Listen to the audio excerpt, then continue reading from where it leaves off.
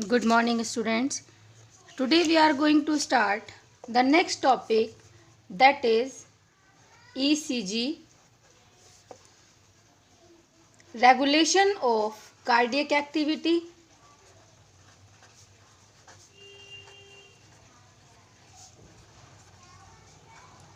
and disorders of circulatory system. These are the topics which we are going to discuss. Firstly, we are going to discuss ECG. ECG, there are two words which you have heard. ECG, that means electrocardiograph, and sometimes we see electrocardiogram. What is the basic difference between these two terms? Electrocardiograph. Due to this word graph, we understand that the graph of cardiac electrical activity. But actually, electrocardiogram is the graph. So, electrocardiogram is a graphical representation. Graphical representation of electrical activity of wall of heart.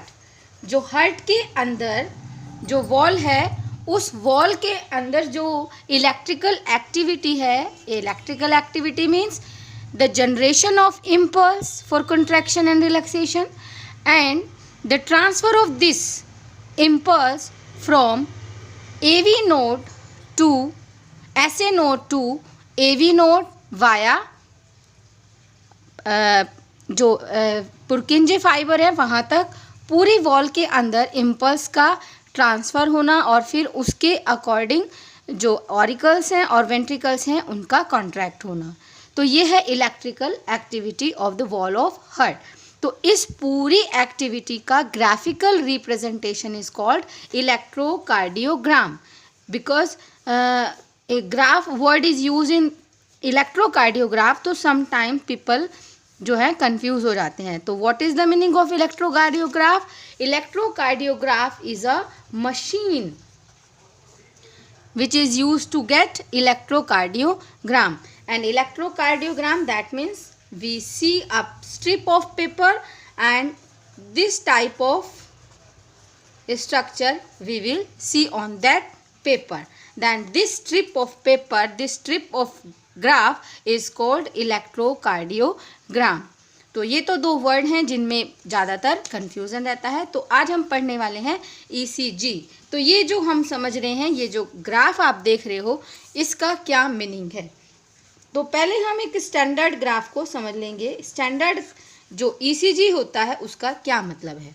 Standard ECG के अंदर हम लोगों को दिखाई देता है कि एक क्या है, नॉर्मल एक एक्सिस है जिस पे हम देखते हैं इस तरह से, और ये P वेव है और P वेव से निकलकर ऐसे और फिर पूरा इस तरह से अनदर वे. तो ये क्या है हमें ये समझना है. तो इस तरह से हमें, तो हम इसको नाम लेटर दे देते हैं P, Q, this is R and this is S and this is T. तो एक जो पूरा कार्डियक साइकिल है ये P से स्टार्ट होकर के T पे ये एंड हो रही है, और फिर जो नेक्स्ट कार्डियक स्टार्ट होगा वो फिर P से और फिर इसी तरह से Q और फिर इस तरह से ये ऐसे चलती रहेगी.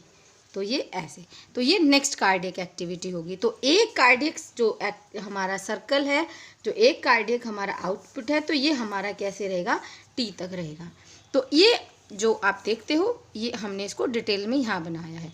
तो क्या मीनिंग है इस P, Q, R, S, T का, तो आज हमें ये समझना है. जो P है हमारा, तो ये P और Q ये क्या रिप्रेजेंट कर रहे हैं. एक्चुअली जो P वेव है, P वेव जिसको हम बोल रहे हैं। तो जो पी वेव है इसका मतलब है जनरेशन ऑफ इम्पल्स। यहाँ पर जनरेशन होती है इम्पल्स की, क्योंकि जो हमारा हार्ट है वो मायोजेनिक है, अपने आप ही उसमें इम्पल्स जनरेट होती है, ब्रेन से उसका कोई लेना देना नहीं है। लेकिन मैं भी बताऊंगी आपको, ब्रेन में भी एक पार्ट है, जगह है, जहाँ पर जो है हार्ट बीट को, कार्डियक एक्टिविटी को बढ़ाया या घटाया तो जा सकता है। लेकिन जो रेगुलर एक्टिविटी है कॉन्ट्रैक्शन की, वो जो हार्ट है वो खुद से ही उसको रेगुलेट करता है। तो ये टॉपिक हम लोग पढ़ चुके हैं, जहाँ हमने S A node, A V node और ए वी बंडल्स और पुरकिंजे फाइबर पढ़े थे। तो अगर आपको याद है कि जो जनरेशन है इम्पल्स का कहाँ से शुरू हुआ था, एस ए नोड से। अगर आपको इसकी लोकेशन भी याद होनी चाहिए। एस ए नोड जो हार्ट का जो राइट ऑरिकल है, राइट ऑरिकल के राइट साइड में, और जहाँ पर सुपीरियर वेना कावा की ओपनिंग हो रही है, वहाँ पर वॉल के अंदर जो है ये एस ए नोड होता है। और एस ए नोड एक स्पेशल टाइप का टिश्यू है, मसल टिश्यू है, कार्डियक मसल टिश्यू है, जिसमें जो है जनरेशन होता है इम्पल्स का। तो यहाँ से इम्पल्स स्टार्ट हुआ, और यहाँ से जब इम्पल्स स्टार्ट हुआ तो ये जो आप देख रहे हो, तो यहाँ पर इम्पल्स स्टार्ट होने के बाद ये पी और क्यू तक आने का मतलब है, यहाँ पर आपको अगर याद हो, जो ये मूव करेगा ऑरिकल की दोनों वॉल के अंदर, दोनों ऑरिकल्स के वॉल के अंदर, और जिसकी वजह से ऑरिकल्स का कॉन्ट्रैक्शन होगा। तो पी से लेके क्यू तक इसका मतलब है कि यहाँ पर जनरेशन हुआ है इम्पल्स का, और दोनों वॉल के अंदर इम्पल्स गई हैं और ऑरिकल्स का कॉन्ट्रैक्शन हुआ है। अगर ऑरिकल्स का कॉन्ट्रैक्शन होता है तो उसके बाद क्या होता है, जो इम्पल्स है वो जनरेट जो हुई है उसका ट्रांसफ़र होगा कहाँ से, एस ए नोड से लेके ए वी नोड तक। तो यहाँ पर क्यू आर एस ये एक तरह से कॉम्प्लेक्स की तरह काम करेंगे, जिसमें बहुत सारे क्या होंगे, इवेंट होंगे। तो इसीलिए हम इसको क्यू आर एस कॉम्प्लेक्स बोलते हैं। तो यहाँ पर हमें समझना है, अगर डिटेल में हम समझना चाहेंगे तो क्यू आर वेव क्या कहती है और आर एस वेव में क्या मतलब है, क्योंकि दो चीज़ें बनी हुई है ना। तो इसमें क्या है क्यू आर। अब क्यू आर क्या होता है, जो इम्पल्स आ रहा है एस ए नोड से लेकर के ए वी नोड तक का जो सफ़र है, जो टाइम पीरियड है, वो क्या है, क्यू आर वेव है।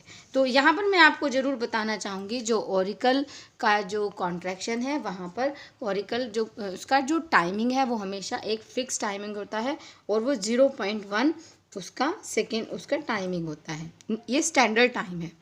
और जो फिर क्यू आर वेव, यानी जो क्यू आर वेव है, ये बता रही है कि जो कॉन्ट्रैक्शन का जो इम्पल्स है वो कहाँ जा रहा है, A V node, S A node से लेके ए वी नोड में, और ए वी नोड से लेकर के फिर पुरकिंजे फाइबर तक, यानी कि बंडल ऑफ हिस से होता हुआ पूरी वॉल के अंदर, एंटायर वॉल ऑफ वेंट्रिकल्स में ये पूरा जो इम्पल्स है ये ट्रांसफ़र होगा।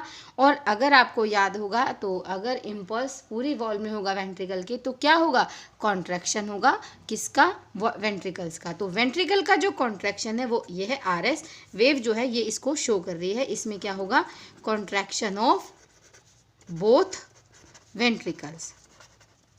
तो जो वेंट्रिकल्स हैं उनका कॉन्ट्रैक्शन हो जाएगा, और कॉन्ट्रैक्शन होने के बाद अगर आपको याद होगा, ऑरिकल्स जो हैं वो पहले से ही क्या हैं, बिल्कुल जो है बिल्कुल शांत हैं, डायस्टोल की कंडीशन में है। और उसके बाद क्या होगा, अब क्या होगा, एस और टी का मतलब क्या है, एस और टी का मतलब ये है कि अब जो है ये दोनों ही क्या है, बिल्कुल शांत अवस्था में है, यानी कि डायस्टोल कंडीशन है। और डायस्टोल की वजह से क्या होगा, जो वेव है ये हमारी हो गई एस टी वेव। तो T wave is a broad and smoothly rounded deflection, इसका मतलब है return of the ventricles from excited to normal state, यानी कि कॉन्ट्रैक्शन के बाद अब ये क्या शो कर रहा है, ये शो कर रहा है कि ये अब किस तरह से जो वेंट्रिकल कॉन्ट्रैक्शन हुआ था अब वो आराम से वापस अपने नॉर्मल कंडीशन में आ रहा है और डायस्टल हो गया है, जॉइंट डायस्टल हो गया, यानी कि ऑरिकल्स तो पहले से ही जो थे रिलैक्सेशन अवस्था में थे, रिलैक्सेशन कंडीशन में थे, और वेंट्रिकल भी जो है अब रिलैक्स हो रहे हैं। तो इसके बाद क्या होगा, फिर रिलैक्स पोजीशन आएगी और फिर न्यू जनरेशन होगी किसका, इम्पल्स का। ये जो दोबारा पी आपने देखा तो यार अब क्या है, इनके सबके टाइमिंग फिक्स है।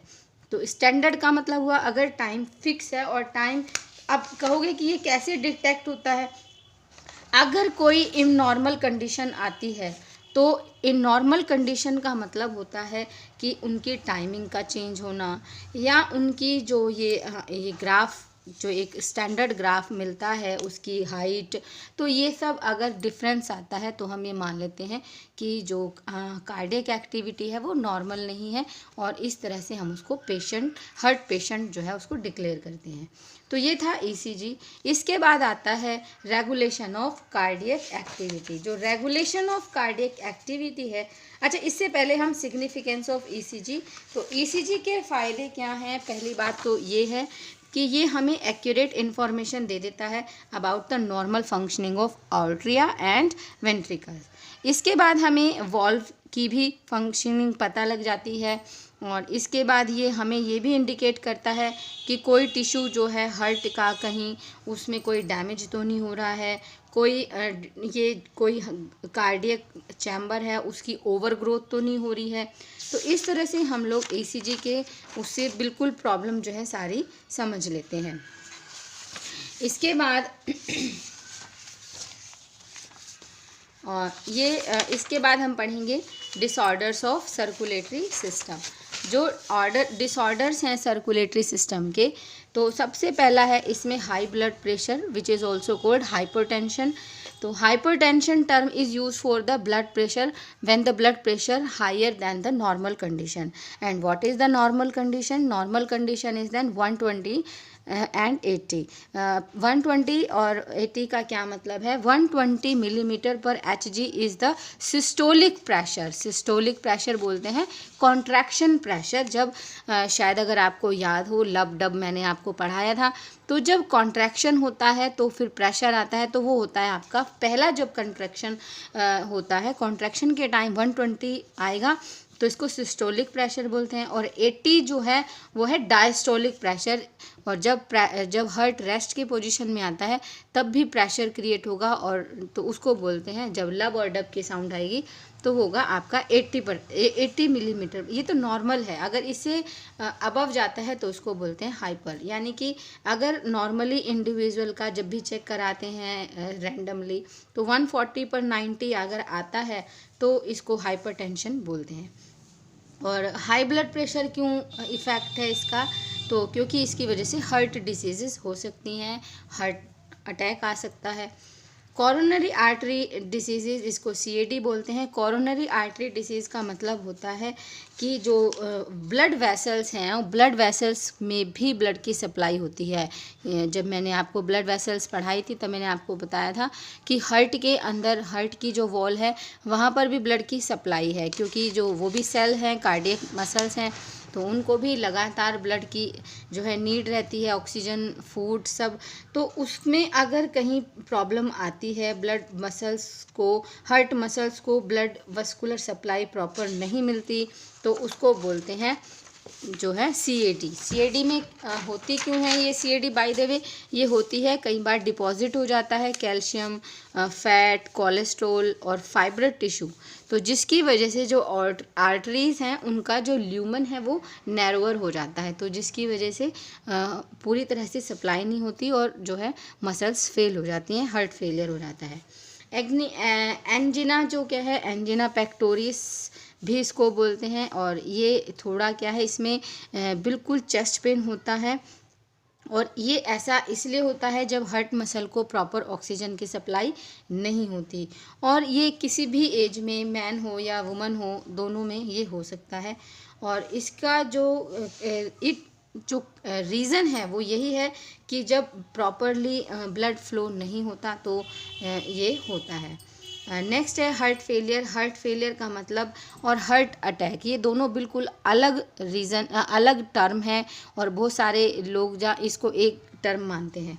हार्ट फेलियर का मतलब होता है जब हार्ट अपना काम अच्छे से नहीं कर रहा है, उसमें डेथ नहीं होती, लेकिन क्या है, the state in which heart when is not pumping, उसमें पंपिंग उसने बंद नहीं की है, लेकिन बस क्या है, इफ़ेक्टिवली जो इनफ जितनी बॉडी को ज़रूरत है उतनी पंपिंग वो नहीं कर पा रहा है, तो इसका मतलब होता है हार्ट फेलियर।